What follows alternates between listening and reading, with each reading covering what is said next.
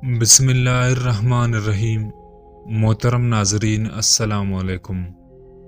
حضور صلی اللہ علیہ وسلم نے ایک دن اللہ سے یہ دعا کی، اے اللہ عمر بن خطاب کی وجود سے اسلام کو عزت دے۔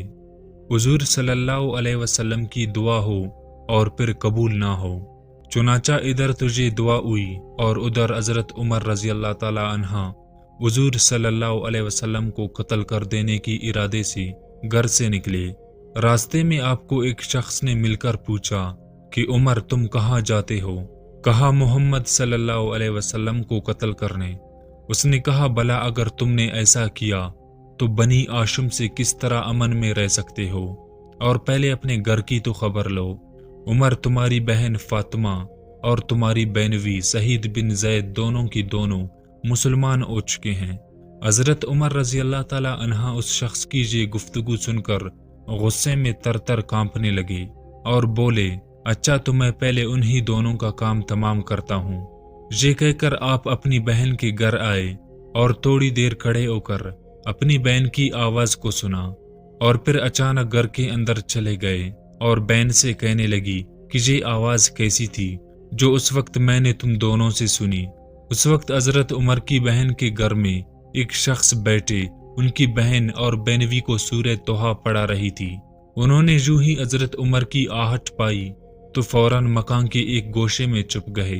جب حضرت عمر نے غضب کی لہجے میں یہ الفاظ کہی تو آپ کی بہنوئی سعید کہنے لگے، عمر بھلا اگر ہم حق پر ہو تو بھی آپ ہمیں برا سمجھیں گے۔ اس پر حضرت عمر کو اور زیادہ غصہ آیا اور آپ نے اپنی بہنوئی کو بڑے زور سے دھکا دیا اور دو چار زور سے گھونسے بھی مارے۔ آپ کی بہن فاطمہ اپنی شوہر کی یہ کیفیت دیکھ کر بڑی بے تابی سے اٹھے اور بھائی کو خاوند سے علیحدہ کیا، مگر حضرت عمر نے انہیں بھی مار کر اپنے دل کا غبار نکالا، یہاں تک کہ ان کا چہرہ لہو لہان ہو گیا۔ جب حضرت عمر دونوں سے علیحدہ ہوئی تو بہن سے کہا، لاؤ مجھے وہ کتاب دکھاؤ جسے تم پڑھ رہی تھی۔ فاطمہ نے کہا، بھائی اسے پاک لوگ چھو سکتے ہیں، پہلے آپ پاک ہو جائے۔ حضرت عمر اٹھے اور بہن کی ہدایت کے مطابق وضو کیا اور وضو کر کے اس پاک قرآن مجید کو ہاتھ میں لیا اور اس میں ایک سورت پڑھا، اور وہ کلمہ الہی آپ پر اپنا اثر ڈال گیا، اور آپ نے اسی وقت فرمایا، مجھے فوراً محمد صلی اللہ علیہ وسلم کے پاس لے چلو۔ حضرت عمر کی گفتگو سن کر ان صحابی کو جو آپ کی بہنوئی کو تعلیم دے رہے تھے اطمینان ہوا، اور اندر سے نکل کر کہا، عمر تمہیں بشارت ہو کہ میں نے جناب رسول کریم صلی اللہ علیہ وسلم کو فرماتے سنا ہے کہ آپ جناب الہی میں یوں دعا کرتے ہیں، الہی عمر بن خطاب کی وجود سے اسلام کو عزت دے۔ اس کے بعد حضرت عمر رضی اللہ تعالی عنہ حضور صلی اللہ علیہ وسلم کی حضور حاضر ہونے کو چلے۔ دروازے پر دیکھتی ہے کہ حضرت حمزہ اور چند آدمی کھڑے ہیں۔ ان لوگوں نے حضرت عمر کو دیکھا تو ڈر گئے، اور حضرت عمر رضی اللہ تعالی عنہ کی دہشت ان پر طاری ہو گئے۔ حضرت حمزہ نے کہا، خدا تعالیٰ اگر حضرت عمر کے ساتھ بلائی کرنا چاہتا ہے تو اسے اسلام کی ہدایت کرے گا، اور اگر خدا نے اس کی علاوہ کوئی دوسری بات چاہی تو عمر کو قتل کر ڈالنا ہم پر کوئی مشکل نہیں ہے۔ حضور صلی اللہ علیہ وسلم کو حضرت عمر کی آنے کی خبر پہنچی تو آپ باہر تشریف لائے اور ان کے کپڑے کو پکڑ کر فرمایا، عمر کیا تم اب بھی باز نہ آؤ گے؟ اور پھر آپ نے وہی دعا مانگی اور فرمایا، الہی عمر بن خطاب کی وجود سے اسلام کو عزت دے۔ یوں ہی حضرت کی زبان سے یہ کلمات نکلے، حضرت عمر بے ساختہ پکار اٹھے۔ حضرت عمر رضی اللہ تعالی عنہ کا اعلان حق سنتے ہی موجودہ مسلمانوں نے ایسے زور سے اللہ اکبر کا نعرہ بلند کیا کہ تمام مسجد والوں نے سن لیا۔ حضور علیہ السلام پر جب حضرت عمر رضی اللہ تعالی عنہ ایمان لائے اور مسلمان ہو گئے تو اسلام کی شوکت کو چار چاند لگ گئے اور کفر کی گر صف ماتم بجھ گئی۔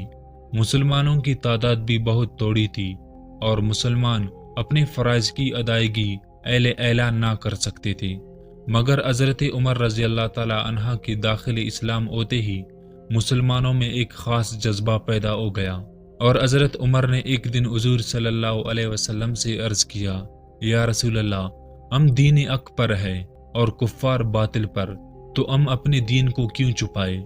या रसूल अल्लाह, मुझे उस ज़ात की कसम जिसने आपको दीन बरअक के साथ भेजा है, मुझसे वो मजलिस कभी बाकी नहीं रह सकती जिसमें कुफर की मदद के लिए ना बैठा था, मगर अब इस्लाम की इजहार और इमदाद के लिए ज़रूर बैठूंगा। उसके बाद हज़रत उमर रज़ी अल्लाह ताला अन्हा मजलिस नबवी से बाहर निकले और खाना काबा का तवाफ किया। आप काबा के इर्द गिर्द घूम रहे थे और कलमा शरीफ जोर जोर से पढ़ रहे थे। मुशरिकीन मक्का ये सुनकर आप पर झपट पड़े और सब ने मिलकर हमला किया।